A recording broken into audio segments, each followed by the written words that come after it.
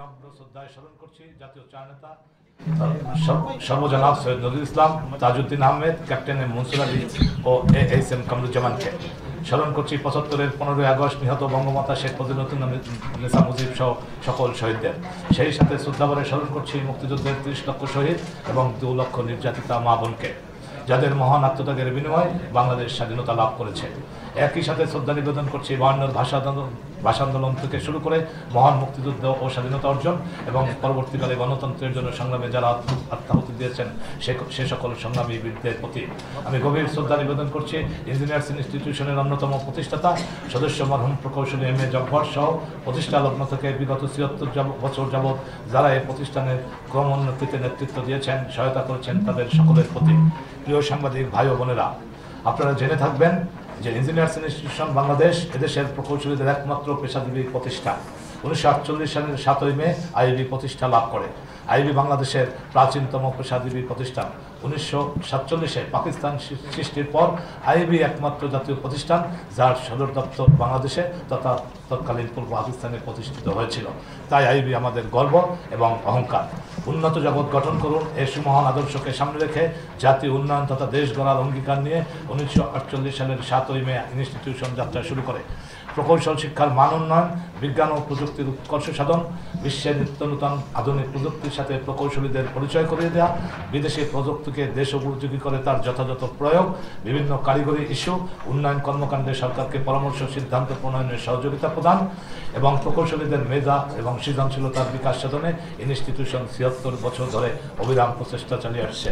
এই কাজগুলো আইবি 18টি কেন্দ্র, 34টি উপকেন্দ্র, 14টি ওভারসিজ চ্যাপ্টার, 7টি প্রকৌশল বিভাগ, আইবি নিয়ন্ত্রিত 5টি বোর্ড যথা engineering staff college Bangladesh, Bangladesh professional engineers registration board, board of accreditation for engineering and technical education, occupational safety board of Bangladesh এবং ইথিক্স বোর্ড দ্বারা পরিচালনা করে আসছে।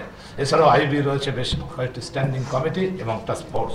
দীর্ঘদিন যাবৎ আইবি সাফল্যজনকভাবে এএমআই কোর্স পরিচালনা করছে, যা স্নাতক ডিগ্রির সমতুল্য।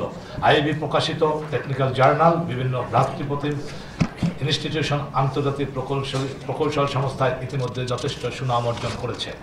ইঞ্জিনিয়ার্স ইনস্টিটিউশন 6টি আন্তর্জাতিক প্রকৌশল সংস্থার সদস্য।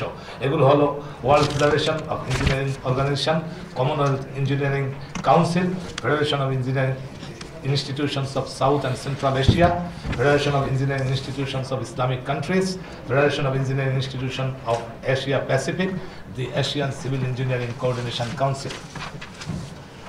23টি দেশের সাথে ইঞ্জিনিয়ারিং অর্গানাইজেশনের সাথে দ্বিপাক্ষিক চুক্তি রয়েছে ইঞ্জিনিয়ার্স ইনস্টিটিউশন বাংলাদেশ আইবির মূল কাজ হচ্ছে প্রকৌশল পেশার মান উন্নয়ন, পেশাজীবীদের বিভিন্ন সমস্যাবলীর সমাধানকল্পে কাজ করা, শিক্ষা কার্যক্রম পরিচালনা করা, সামাজিক কার্যক্রম পরিচালনা করা, আন্তর্জাতিক কারিগরি সহায়তার সুযোগ সৃষ্টি করা এবং জাতীয় কারিগরি ইস্যুতে সরকারকে পরামর্শ দেওয়া।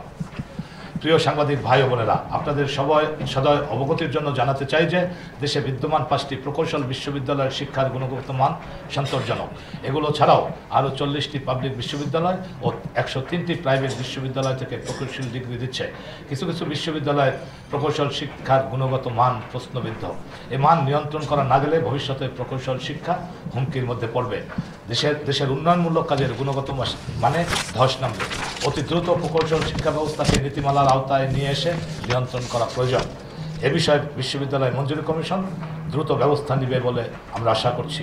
এ সকল শিক্ষা প্রতিষ্ঠানের পাঠ্যক্রম ও মানক্রম পরিমাপ করার জন্য আইবির সহযোগে 2003 সাল থেকে board of accreditation for engineering and technical education BAET প্রতিষ্ঠার মাধ্যমে এই কার্যক্রম চালিয়ে আসছে। স্নাতক প্রকৌশল ডিগ্রি মানসম্মত না হলে আইবি এই সকল শিক্ষা প্রতিষ্ঠানকে ডিগ্রি দেয় না এবং আইবির সদস্যপদ দেয় না। 40টি পাবলিক বিশ্ববিদ্যালয় ও 103টি প্রাইভেট বিশ্ববিদ্যালয়ের মধ্যে মাত্র 29টি বিশ্ববিদ্যালয়ের কিছু course board of accreditation for engineering and technical education কর্তৃক অ্যাক্রিডিটেড রয়েছে। বাকিগুলোর সদিচ্ছা ও উদ্যোগ তৈরির জন্য আইবির প্রয়াসের সাথে সাথে সরকারের সুদৃষ্টি ও প্রয়োজনীয় অনুশাসন প্রয়োজন। আইবি বিশ্ব স্বীকৃত ওয়াশিংটন অ্যাকর্ডের প্রভিশনাল মেম্বার এবছরই পূর্ণ সদস্য পদ পাবে বলে আমরা আশা করছি।